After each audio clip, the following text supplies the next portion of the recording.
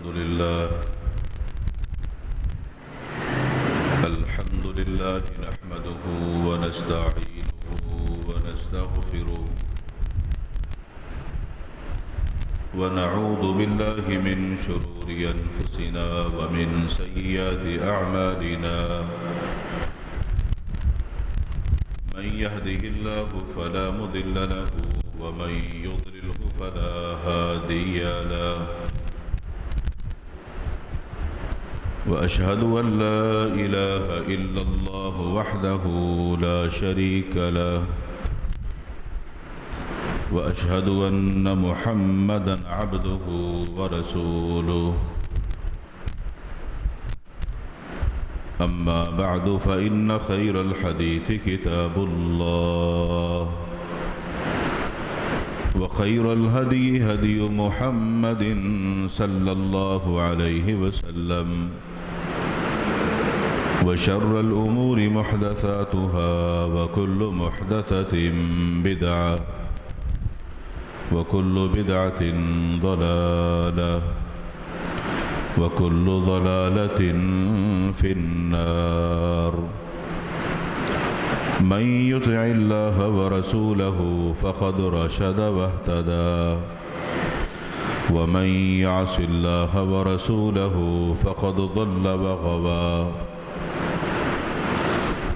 اللهم صل على محمد وعلى آل محمد كما صليت على إبراهيم وعلى آل إبراهيم إنك حميد مجيد اللهم بارك على محمد وعلى آل محمد كما باركت على إبراهيم وعلى آل إبراهيم إنك حميد مجيد رب اشرح لي صدري ويسر لي أمري واحلل عقدة من لساني يفقه قولي رب زدني علما سبحانك لا علم لنا إلا ما علمتنا إنك أنت العليم الحكيم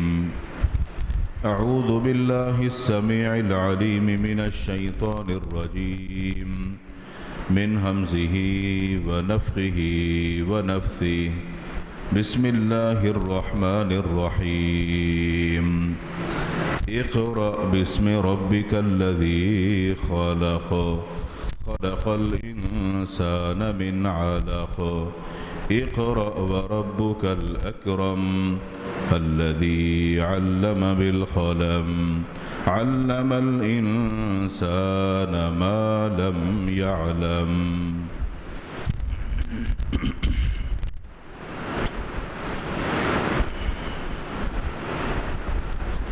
ہر قسم کی حمد و ثنا کبریائی بڑائی اللہ وحدہ لا شریک خالق کائنات مالک ارض و سما کے لیے درود و سلام ہو امام الانبیاء ہادی رہبر و رہنما احمد مجتبی جناب محمد الرسول اللہ صلی اللہ علیہ وآلہ وسلم کی ذات اقدس پر جن کو اللہ رب العالمین نے اس کائنات کے لیے رحمت للعالمین بنا کر مبعوث فرمایا۔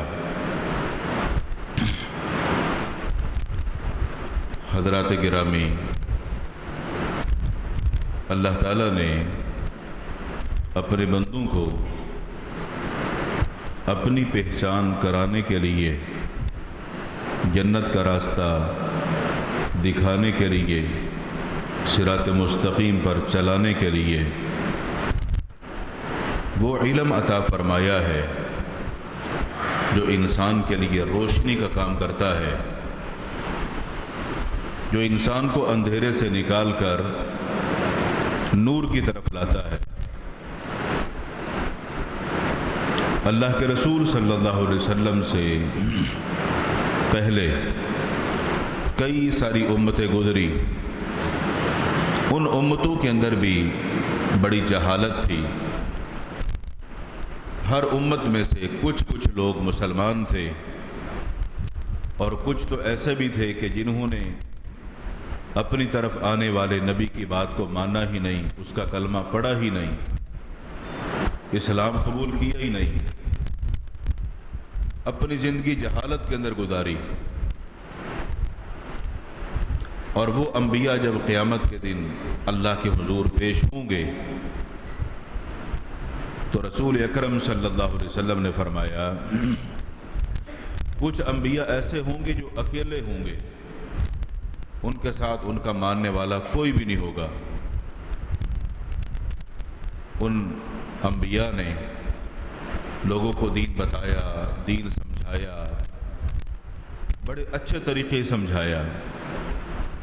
ایک نبی سے بڑھ کر دعوت کا جو طریقہ ہے کس کا اچھا ہو سکتا ہے؟ لیکن قوم اگر نہیں مانتی تو یہ قوم کے لیے نقصان دہ ہے۔ انبیاء نے تو اپنی ذمہ داری کو پورا کیا۔ ان امتوں کا سلسلہ چلتا رہا۔ اللہ کے رسول صلی اللہ علیہ وسلم کا یہ امت محمدیہ کا جو سلسلہ ہے، جب اس کو ہم دیکھتے ہیں، اس کی تاریخ میں نظر ڈالتے ہیں تو پتہ چلتا ہے کہ اللہ کے رسول صلی اللہ علیہ وسلم کی نبوت سے پہلے جو عرب کا معاشرہ تھا، ان لوگوں کے اندر جہالت تھی، دین نام کی کوئی چیز نہیں تھی۔ اگر کوئی بندہ تورات کو ماننے والا تھا تو وہ تورات رد و بدل کرنے کے بعد لوگوں کے ہاتھوں میں تھی، کسی کے اندر کمی تھی، کسی میں اضافہ تھا، اپنی مرضی کی باتیں ان کتابوں کے اندر لوگوں نے شامل کی ہوئی تھی۔ اور یہی معاملہ انجیل کے ساتھ تھا۔ عرب کے معاشرے کے اندر جو جہالت تھی،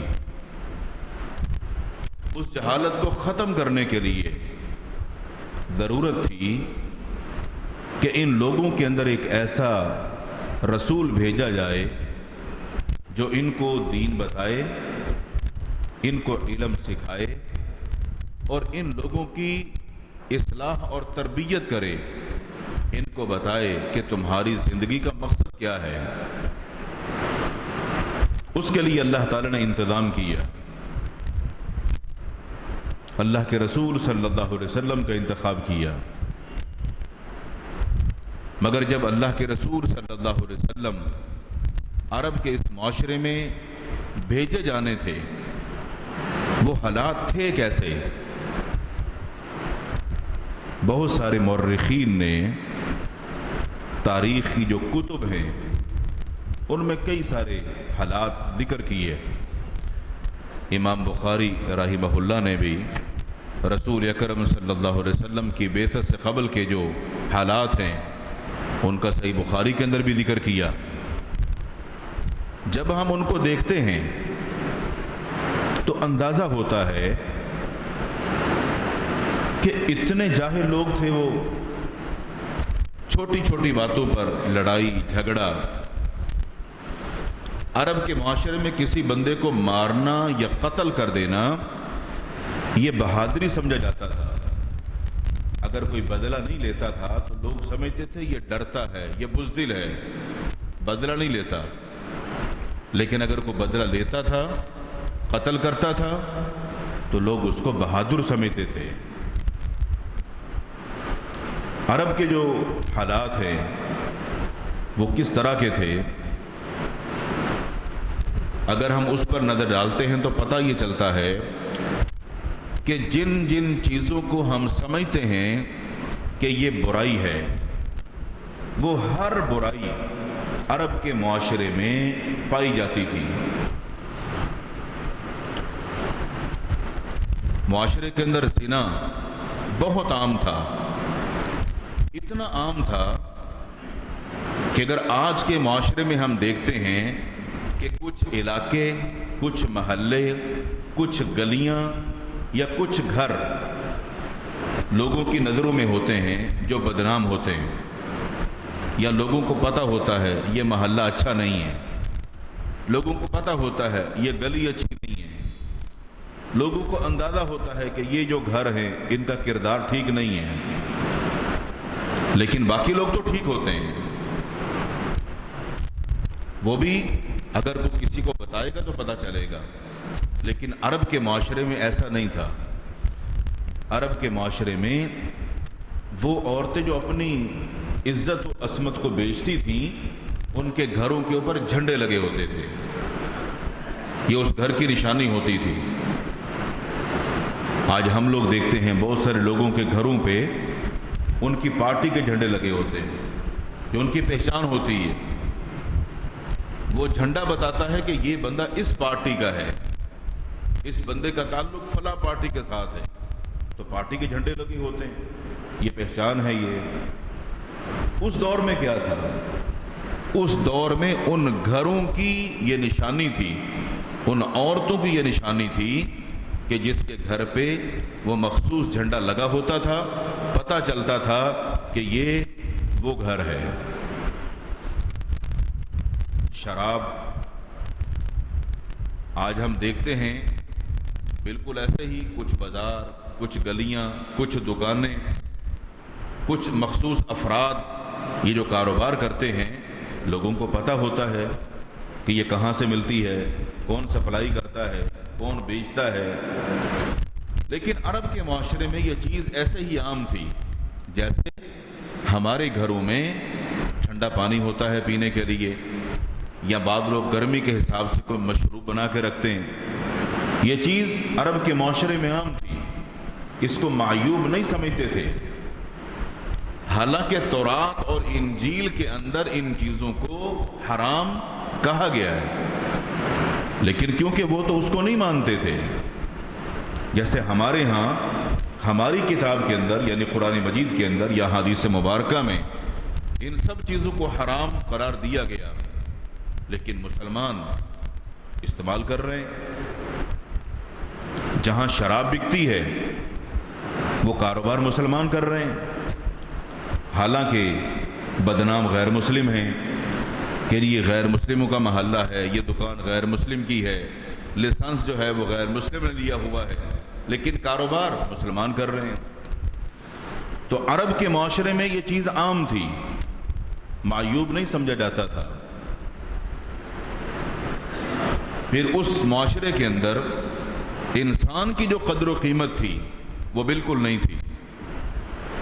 جو کمزور ہے اس کی تو کوئی حیثیت ہی نہیں تھی، اور عورت جو تھی، عورت کو تو پرانے لفظوں کے اندر جیسے لوگ کہتے ہیں ہمارے پاؤں کی جوتی، جوتی تو پھر بھی پاؤں میں ہوتی ہے نا، لیکن اس معاشرے کے اندر عورت کی کوئی عزت نہیں تھی، کوئی قدر نہیں تھی۔ حالانکہ لوگ اپنی بیوی عورت کو ہی بناتے تھے، بچے اسی سے پیدا ہوتے تھے، سارے کام اسی سے لیتے تھے، لیکن اگر اس سے بچی پیدا ہو گئی تو عورت کو بھی برا سمجھتے تھے، اور پیدا ہونے والی بچی کو نفرت کی نگاہ سے دیکھتے تھے کہ یہ بچی کیوں پیدا ہو گئی۔ حالانکہ اولاد دینا وہ بیٹے کی صورت میں ہو، بیٹی کی صورت میں ہو، یہ اللہ تعالیٰ کے فیصلے ہیں، یہ انسان کے اختیار میں نہیں ہے۔ جو چیزیں انسان کے اختیار میں نہیں ہیں، انسان اگر ان چیزوں پر بھی تنقید کرتا ہے تو یہ اس کی بے وقوفی اور اس کی جہالت کی نشانی ہے کہ اس بندے کو اتنی بھی عقل نہیں کہ یہ چیز میرے اختیار میں نہیں ہے کہ بیٹا ہوگا یا بیٹی ہوگی۔ آپ نے میرے خیال میں رمضان سے کچھ دن پہلے یہ خبر سنی ہوگی، پاکستانی میڈیا بڑا اس کو اٹھا رہا تھا، حقیقت بھی تھی۔ ایک شخص کے ہاں بچی پیدا ہوئی ہاسپٹل میں، اور اس شخص نے گولیاں مار کے اس بچی کو قتل کر دیا۔ حالانکہ ایسا کرنے والا مسلمان گھرانے میں پیدا ہوا ہوگا، اپنے آپ کو مسلمان ہی کہتے ہوں گے، بے شک یہ مسلمان تھے، لیکن سوچ مسلمانوں والی نہیں تھی. سوچ عرب کے معاشرے کے جو جاہل لوگ تھے ان سے بھی بدتر تھی. یہ بات سمجھ آتی ہے کہ عرب کے معاشرے میں جہالت تھی، دین نہیں تھا. اللہ کے نبی صلی اللہ علیہ وسلم تو بعد میں آئے نا، تو عرب کے معاشرے میں جب اللہ کے رسول صلی اللہ علیہ وسلم ابھی آئے نہیں تھے، دین آیا نہیں تھا، تو یہ سب برائیاں وہاں موجود تھیں. کیوں؟ بتانے والا کوئی نہیں ہے، سمجھانے والا کوئی نہیں ہے. اور آج کیا ہے؟ آج بتانے والا بھی ہے، سمجھانے والا بھی ہے، پڑھانے والا بھی ہے، سب کچھ موجود ہے. لیکن اگر پھر بھی لوگ ایسا کریں تو پھر سمجھ لیجئے آج کے معاشرے میں ایسا کرنے والا اس دور جاہلیت کے لوگوں سے بھی بدتر ہے.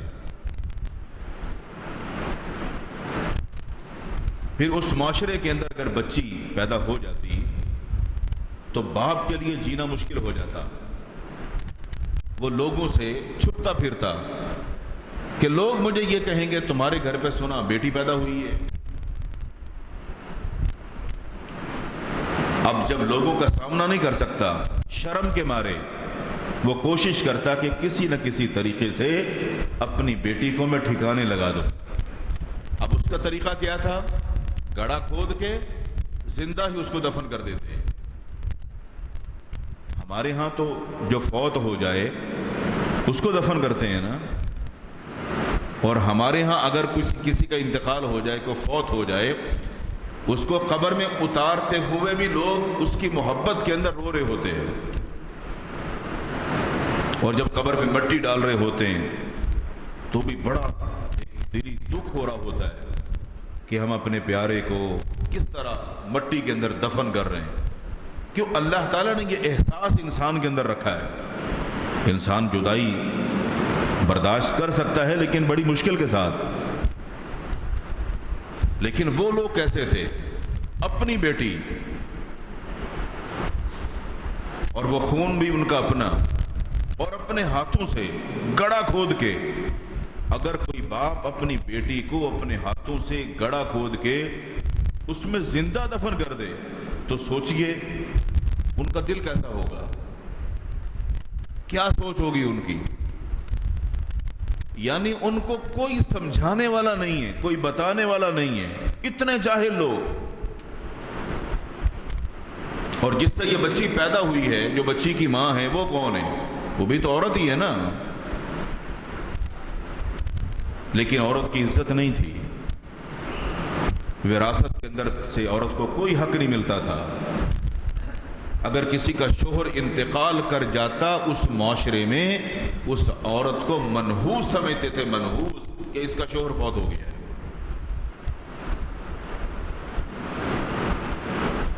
یہ جو حالات تھے، یہ حالات دور جاہلیت کے تھے.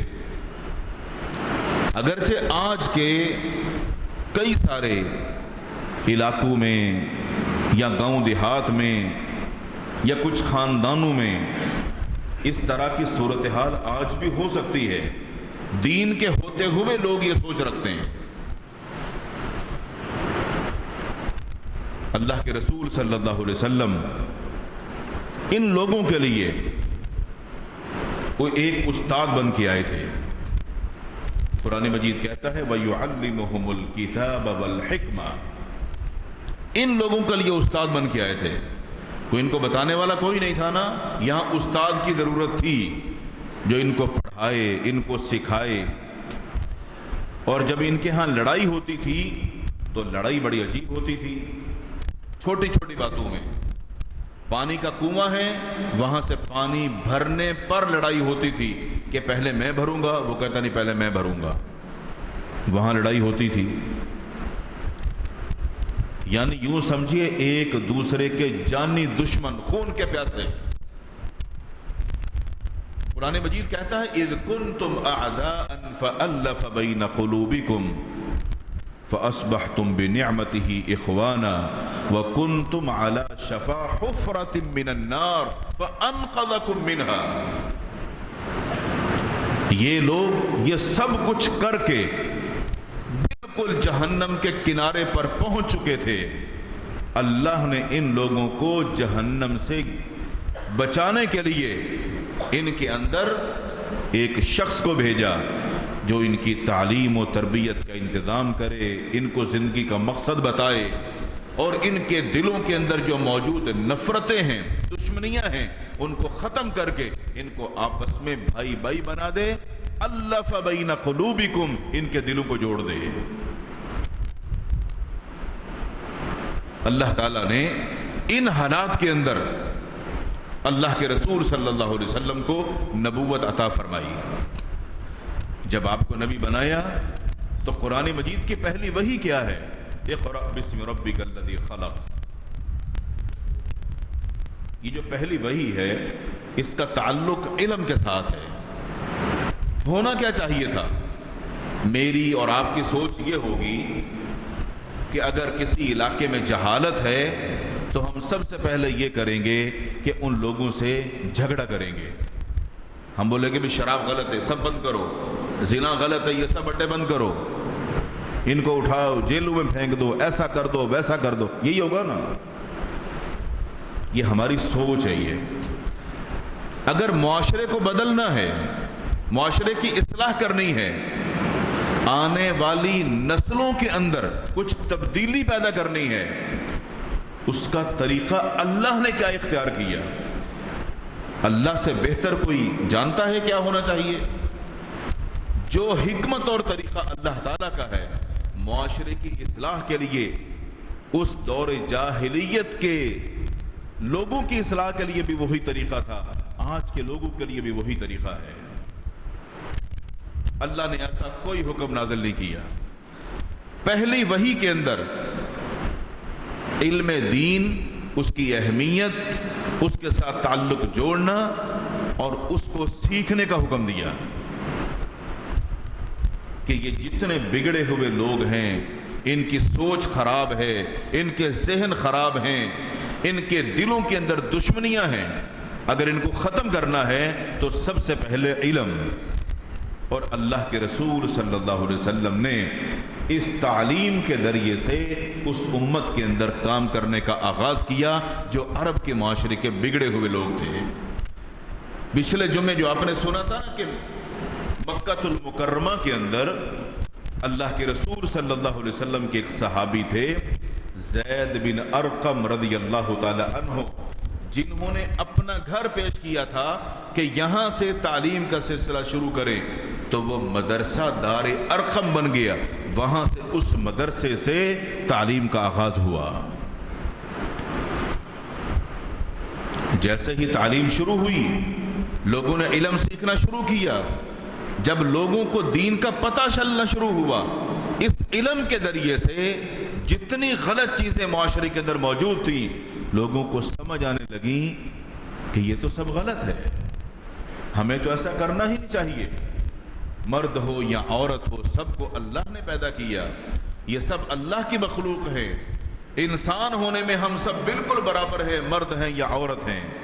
ہاں اللہ تعالی نے اگر عقل کے اعتبار سے، دین کے اعتبار سے کسی میں کمی یا زیادتی رکھی ہے وہ ایک الگ معاملہ، لیکن انسان تو سبھی ہے نا۔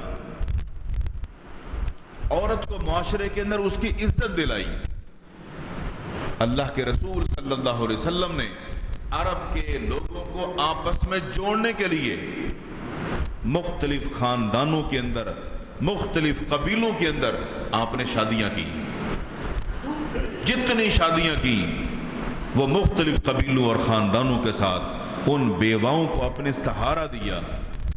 جب اللہ کے رسول صلی اللہ علیہ وسلم اس طرح خاندانوں کے ساتھ جڑے، وہ تمام کے تمام خاندان جو آپس میں ایک دوسرے کے دشمن تھے، اللہ کے رسول صلی اللہ علیہ وسلم نے جب ان میں شادیاں کی تو آپ ان خاندانوں میں داخل ہوئے ان کے رشتہ دار بن کر، اور پھر آپ نے جو دعوت کا کام کیا ان لوگوں کی سوچ کو بدلا۔ جب یہ علم ان خاندانوں تک پہنچا، پھر دیکھیں وہی لوگ جو ایک دوسرے کے دشمن تھے، ایک دوسرے کو دیکھنا پسند نہیں کرتے تھے، پھر وہ وقت بھی آیا کہ اگر کسی کے پاس گھر ہے تو اس نے آدھا گھر بھی دینے کے لیے پیش کیا کہ آدھا میں رکھتا ہوں، آدھا تم رکھ لو۔ اگر کسی کے پاس زمین ہے، باغات ہیں، اپنے بھائی کو اس میں شریک کرنا، پیار و محبت کا جو درس ان کو دیا گیا، ان لوگوں کے دلوں کے اندر یہ باتیں بیٹھ گئیں۔ اللہ کے رسول صلی اللہ علیہ وسلم نے جب ان لوگوں کو تعلیم دی، اس تعلیم کے ذریعے سے ان کو یہ احساس ہوا کہ یہ علم یہ تقاضا کرتا ہے کہ انسان ہر وقت ہوش میں رہے، اس کی کیفیت یہ نہ ہو کہ وہ شرابیں پی اور اس کی عقل ہی کام نہ کرے۔ پھر اللہ کی طرف سے وہ حکم بھی آ گیا اور اس شراب کو بھی حرام کر دیا گیا۔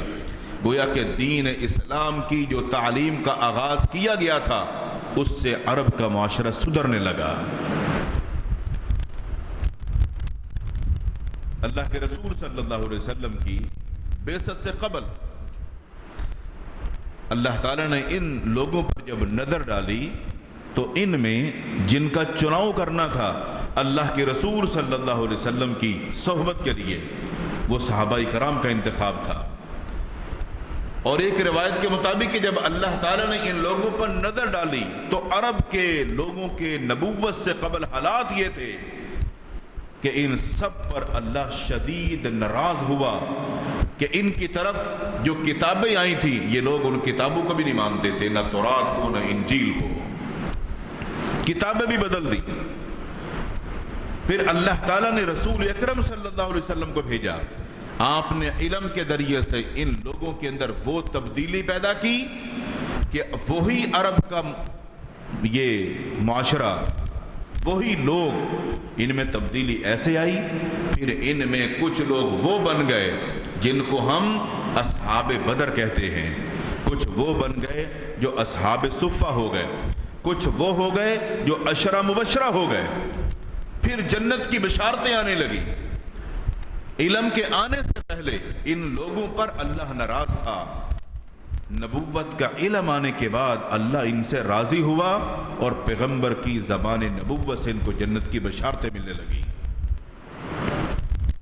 اس سے یہ بات سمجھ آتی ہے کہ اگر ہم اپنے معاشرے کے اندر جہالت ختم کرنا چاہتے ہیں، اس کے لیے ایک مسلمان کے پاس بہترین ہتھیار قرآن و حدیث کا علم ہے، جس کو علم وحی کہا جاتا ہے۔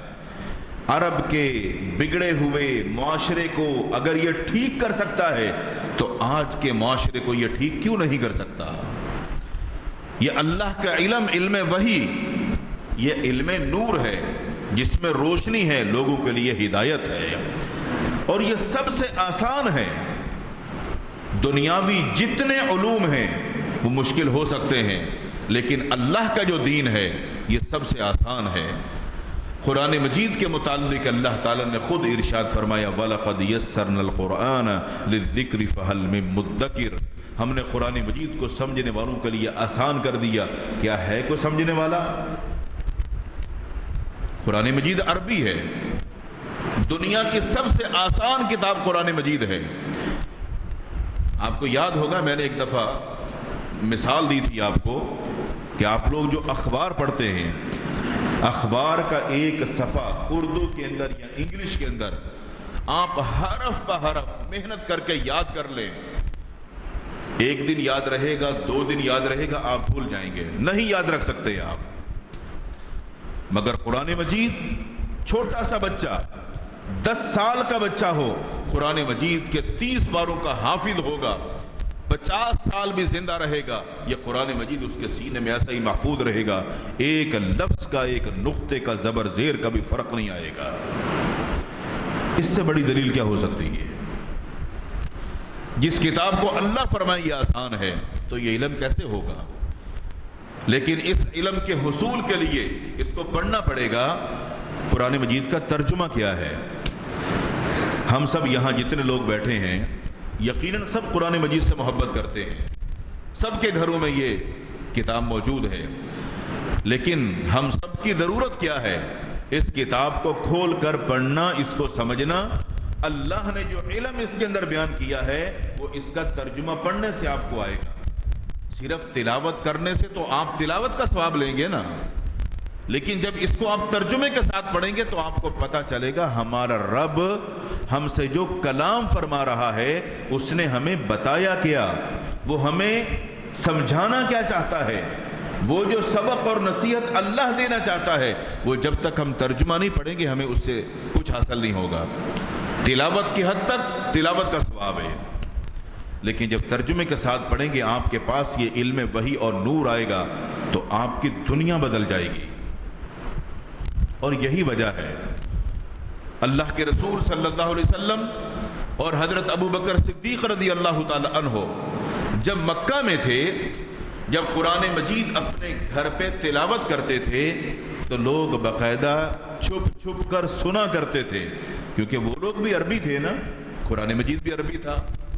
کتنے سارے وہ لوگ تھے جو دشمن تھے مسلمانوں کے، لیکن جب وہ قرآن سنتے تھے تو ان کے دلوں پر اثر ہوتا تھا، جب ان کو سمجھ آتا تھا پھر وہی لوگ گواہی دیتے تھے اور مسلمان ہونے کے لیے تیار ہو گئے کہ واقعتاً یہ کسی انسان کا کلام نہیں ہو سکتا، نہ یہ جھوٹا ہو سکتا ہے، واقعتاً یہ سچا کلام ہے۔ تو جب یہ کلام سچا ہے تو جس پر اتارا گیا وہ جھوٹا کیسے ہو سکتا ہے، وہ بھی سچا ہی ہوگا۔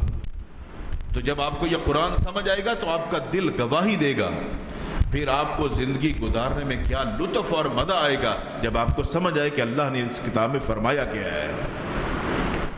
اور یقین کیجئے قرآن مجید کے اندر کچھ واقعات ایسے ہیں کہ آپ جب ان کو پڑھیں گے ترجمے کے ساتھ یا تفسیر کے ساتھ، تفصیل کے ساتھ، ان واقعات کے اندر اللہ تعالیٰ نے اپنے بندے کے لیے کیا کیا سبق، کیا کیا نصیحت، کیا علم، کیا کچھ رکھا ہے، وہ پڑھنے کے بعد آپ حیران ہوں گے۔ اور کبھی تو ایسا لگے گا کہ اب تک میں کہاں سویا ہوا تھا، کاش اس سے پہلے میں پڑھتا تو مجھے کتنا مزہ آتا۔ اور ایک اور بات، قرآن مجید کو ترجمے کے ساتھ ایک دفعہ پڑھو تو ہو سکتا ہے کئی ساری جگہوں پر کچھ چیزیں آپ کو ایک دم سمجھ نہ آئیں، ایسا ممکن ہے، لیکن جب اس قرآن کو ترجمے کے ساتھ دوسری مرتبہ پڑھو گے تو پہلی مرتبہ سے زیادہ مزہ آئے گا، آپ کو سمجھ آنا شروع ہوگا۔ پھر جب آپ تیسری مرتبہ پڑھو گے تو آپ کے علم کے اندر اضافہ ہوگا۔ جب چوتھی مرتبہ پڑھو گے تو جو واقعات آپ نے پڑھے ہیں ان ایک ایک واقعے سے کئی اور باتیں بھی آپ کو سمجھ آئیں گی۔ اور یہی اس علم کا فن ہے۔ اللہ کے رسول صلی اللہ علیہ وسلم کی کتنی ساری احادیث ایسی ہیں کہ ایک ایک حدیث سے امام بخاری رحمہ اللہ نے کئی مسائل کو ذکر کیا کہ اس ایک حدیث سے یہ مسئلہ بھی نکلتا ہے، یہ بھی نکلتا ہے، یہ بھی نکلتا ہے۔ 10 20 30 40 ایک ایک حدیث سے جو باتیں نکالی جاتی ہیں کہ حدیث تو ایک ہے لیکن مسئلے اتنے سارے حل ہو رہے ہیں، یہ اس علم کی شان ہے جو علم وحی ہے۔ دین کے علم کی اہمیت کو بیان کرنے کا قطعاً یہ مقصد اور مطلب نہیں ہے کہ دنیاوی تعلیم کا فائدہ نہیں ہے۔ دنیاوی تعلیم جیسا میں نے پچھلے جمعے میں ذکر کیا وہ ہماری ضرورت ہے، انسان کو دنیا میں رہنا ہے، دنیاوی تعلیم اس کی ضرورت ہے، لیکن مقصد نہیں ہے۔ مقصد ہمارا دین ہے، یہ دنیا میں بھی کام آئے گا اور یہ آخرت کے اندر بھی کام آئے گا۔ اور اگر جس کا تعارف یہ بن جائے تو یہ تعارف اس کے لیے صدقہ جاریہ بن جاتا ہے۔ آج کتنے سارے لوگ ہیں جو کوئی ڈاکٹر ہے، کوئی پروفیسر ہے، کوئی انجینئر ہے، جس محلے میں وہ رہتے ہیں لوگ ان کو جانتے ہیں، لیکن جب وہ فوت ہو جاتا ہے تو تھوڑے عرصے کے بعد اس کا نام و نشان نہیں ہوتا، لوگ اس کو بھول جاتے ہیں۔ آج ڈاکٹر عبد القدیر خان کو کتنے لوگ ہیں جو انہوں نے کبھی نام ہی نہیں لیا ہوگا، ایسا ہی ہے نا، جس کو محسن پاکستان کہا جاتا ہے، لیکن ایک وقت تھا کہ اس کے نام کا چرچا تھا۔ اب وہ دنیا میں نہیں ہے، کبھی کوئی ایسا موضوع ہوگا تو اس کا نام لیا جائے گا، موضوع نہیں ہوگا تو لوگ اس کو یاد ہی نہیں کرتے۔ لیکن جس بندے نے دین کا کام کیا، دین کی خدمت کی ہے، اس کو صدیاں گزر گئی ہیں، اللہ کی قسم ایک دن بھی ایسا نہیں گزرے گا کہ اس کا ذکر نہ کیا جائے۔ مثال دیتا ہوں آپ کو، جتنے دینی مدارس ہیں، دینی مدارس کے اندر یہ قرآن پڑھایا جاتا ہے۔ ابو بکر صدیق رضی اللہ تعالی عنہ ہوں یا عثمان غنی رضی اللہ تعالی عنہ ہوں، قرآن مجید کے جمع کے لیے جو ان کی خدمات ہیں یہ دونوں دنیا میں نہیں ہیں، لیکن یہ سب صدقہ جاریہ ہے ان کا، جو انہوں نے قرآن کی خدمت کی۔ یہ جو آج ہمارے پاس ایک جلد کے اندر قرآن مجید 30 پارے ہے، یہ ان صحابہ کی خدمات ہیں۔ آج کسی بھی دینی ادارے کے اندر جب تدریس کا سلسلہ چلتا ہے، وہاں صحیح بخاری پڑھائی جاتی ہے، صحیح مسلم پڑھائی جاتی ہے، موطا امام مالک پڑھائی جاتی ہے، تو یہ محدثین تو دنیا میں زندہ نہیں ہے نا، ابھی ان کو صدیاں گزر گئی ہیں، لیکن جب صحیح بخاری پڑھی جائے گی امام بخاری کا بھی ذکر آئے گا اس میں، کہ اس روایت کو امام بخاری نے ذکر کیا، اس کو امام مسلم نے ذکر کیا، اس کو امام مالک نے ذکر کیا اپنی موطا کے اندر۔ جب تک یہ دنیا قائم ہے، جب تک یہ علم قائم ہے، جب تک ان لوگوں کا تعارف دنیا میں باقی ہے، صرف اللہ کے دین کی خدمت کی وجہ سے ان کا نام بھی زندہ ہے، اس لیے کہ انہوں نے اپنے آپ کو اللہ کے علم وحی کے ساتھ جوڑ لیا۔ ڈاکٹر، پروفیسر، انجینئر یہ وقتی تعارف ہے، کیونکہ یہ ہنر ہے انسان کے پاس۔ جو اصل میراث ہے اللہ کے دین کی، جو میراث ہے وہ انبیاء کے ذریعے سے ہے۔ انبیاء نے جو سلسلہ چلایا وہ علم کا چلایا، اس لیے رسول اکرم صلی اللہ علیہ وسلم نے فرمایا العلماء ورثۃ الانبیاء، جو علماء ہیں یہ انبیاء کے وارث ہیں۔ انبیاء جب دنیا سے جاتے ہیں تو درہم و دینار، روپیہ، پیسہ، جائیداد چھوڑ کے نہیں جاتے ہیں، اپنے پیچھے وہ علم چھوڑ کے جاتے ہیں۔ اللہ کے رسول صلی اللہ علیہ وسلم دنیا سے گئے تو صحابہ کرام کو علم دے کر گئے، اور وہی علم آج تک چل رہا ہے، اور یہ چلتا رہے گا، اور تا قیامت یہ سلسلہ چلتا رہے گا۔ جب تک دنیا قائم ہے یہ علم وحی، اس کا سلسلہ ایسا ہی چلتا رہے گا۔ ایک دفعہ ابو ہریرہ رضی اللہ تعالی عنہ مسجد نبوی سے نکلے تو بازار کی طرف چلے گئے۔ آپ جانتے ہیں بازار کے اندر ہم جب نکلتے ہیں تو ہر بندہ اپنی دکان میں، کاروبار میں مصروف ہوتا ہے، تو چلتے ہوئے آواز دیتے گئے لوگوں تم لوگ کاروبار میں مصروف ہو، مسجد نبوی کے اندر اللہ کے رسول صلی اللہ علیہ وسلم کی میراث تقسیم ہو رہی ہے۔ جو لوگ دکانوں میں، کاروبار میں مصروف تھے، جب سنا کہ یار مسجد میں کوئی تقسیم ہو رہا ہے تو جلدی جلدی مسجد میں پہنچے۔ اب مسجد میں پہنچے، دیکھا کچھ لوگ ادھر بیٹھے ہوئے ہیں، کچھ یہاں بیٹھے ہوئے ہیں، کچھ وہاں بیٹھے ہوئے ہیں، جیسے اپنے ہاں یہاں کلاس ولاس لگی ہوئی ہو، کچھ حلقے لگے ہوئے ہوں، یہاں کوئی نماز سکھا رہا ہے لوگوں کو، وہاں پر کوئی درود سکھا رہا ہے، وہاں پر کوئی مسئلے مسائل سکھا رہا ہے، کوئی کسی کو قاعدہ پڑھا رہا ہے، کوئی کسی کو قرآن کی سورت یاد کرا رہا ہے، اس طرح کا ماحول تھا۔ تو جب لوگ آئے دیکھا یہاں تو کوئی تقسیم نہیں ہو رہا، تو واپسی دکانوں پہ چلے گئے۔ ابو ہریرہ رضی اللہ تعالیٰ عنہ جو آواز دیتے ہوئے آگے چلے گئے تھے، تو جب واپس آ رہے تھے تو لوگوں نے بولا ابو ہریرہ ہم تو مسجد میں گئے تھے، وہاں تو کچھ بھی تقسیم نہیں ہو رہا۔ پوچھا آپ لوگ گئے تھے مسجد میں؟ جی ہم لوگ گئے تھے، کچھ تقسیم نہیں ہو رہا تھا، کچھ بھی نہیں۔ مسجد میں کچھ لوگ موجود تھے، کہاں ہاں لوگ تو موجود تھے۔ کیسے؟ کہا بس کچھ ادھر بیٹھے ہوئے تھے، کچھ ادھر بیٹھے ہوئے تھے، کچھ ادھر بیٹھے ہوئے تھے۔ تو وہ کیا کر رہے تھے؟ بس وہ کسی کچھ پڑھا رہے تھے، کوئی سکھا رہے تھے۔ تو کہا وہی اللہ کے نبی صلی اللہ علیہ وسلم کی وراثت ہے، وہ جو علم ایک دوسرے کو پڑھا رہے تھے، سکھا رہے تھے۔ نبی جب دنیا سے جاتا ہے تو علم چھوڑ کے جاتا ہے، تو وہی تو اللہ کے رسول کی میراث تھی، اور یہ وہ واحد میراث ہے علم۔ اس کو آپ جتنا بیان کرو، جتنا خرچ کرو، یہ بڑھتا ہے، علم میں اضافہ ہوتا ہے۔ اور جو آپ کے پاس مال ہے، جب آپ اس کو خرچ کریں گے، بعد میں حساب کریں گے تو کیا ہوگا؟ پیسے کم ہوں گے۔ 1000 روپیہ کھلا کرا لیا تو سب غائب ہو جاتے ہیں، ایسا ہی ہے نا، جیب خالی۔